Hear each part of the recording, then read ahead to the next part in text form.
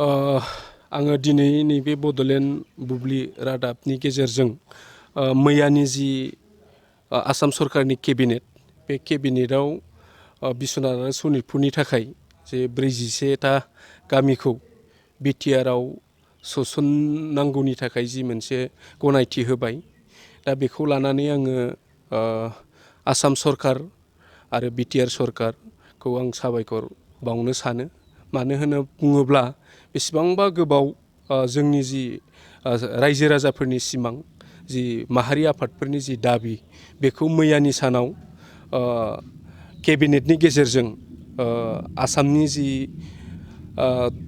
मुख्यमन्त्रि doctor Himanta Biswa Sharma बिथाङा मावफुंबाय।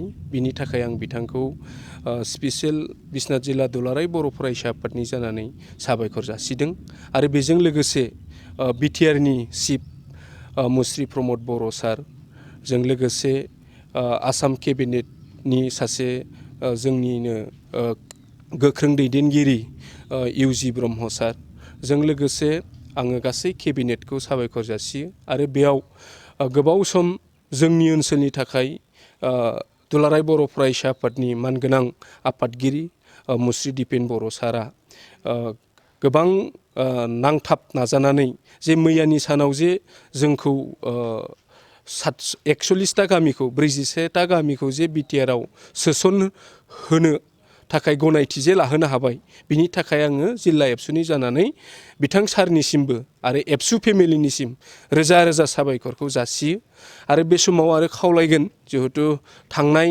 जि 2023 जानुवारियाव आसामनि जि मुख्यमन्त्रि बिथां डक्टर हिमन्त बिश्व शर्माया 60टा गामिखौ जिहेथु सोसननायनि बाथ्रामोन नाथाय बेयाव जों नुनो मोनदों 47टा गामिया फैदों आरो जों केबिनेटआव मोनसे नुनो मोनदों जे खम समनि गेजेराव सेकेन्ड फेज हिसाबै 19टा गामिखौ सोसनबावनाय नट अनलि बे 19टा गामिल' दं बे नङा जों सानदों जोंनि जिल्लानि गेजेराव गोबां बेबायदि सोसननो हानाय जोंनि मैखोम बर' गामिफोर दङ।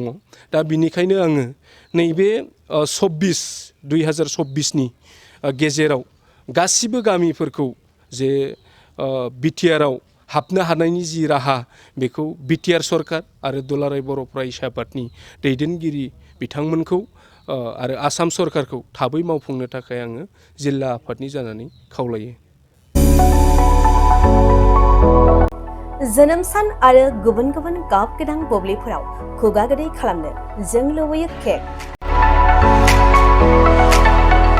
नंगौ, जोनोम सान आरो बायदि गाब गोनां बुब्लिफोराव नोंथाङाबो लुबैयो केक। मोनफ्रोमबो बुब्लियाव केकआ बयखौबो मुहिहोयो आरो देहाखौ थाजिम मोनहोयो। बेबायदिनो क'क्राझार सहर डन बस्क' एच.एस. स्कुल र'डनि वार्ड नं 4 आव दं नोंथांखौ मुहिहोग्रा आरो थाजिम मोनहोग्रा गोथाव केक। गोथार जोनोम सान फालिनाय बायदि गाब गोनां बुब्लिफोराव खुगा गोदै खालामनो नोंथाङा लांफैनो हागोन क'क्राझारनि बेकारि एन्ड कनफेक्शनारि रेस्टुरेन्टआव गोरबो सोलेर थाजिम मोनहोग्रा मेजेरलायनाय गोथाव केक। बे गोथाव मेजेरनां केकखौ जानो लुबैदोंब्ला थोंजोङै मख'नाय थंआव थांनाबो लायनो हागोन आरो बिथांमोननि होखानाय 7676135188 8860607313 आरो 8800766409 जानबुं अनजिमायाव सुलादाना बुकिं अर्डारबो खालामनो हागोन। अब्ला माखौथो नेना थाखो? जोनोम सान आरो गाब गोनां बुब्लिनि थाखाय दानो अर्डार खालाम बेकारि एन्ड कनफेक्शनारि रेस्टुरेन्टआव केक।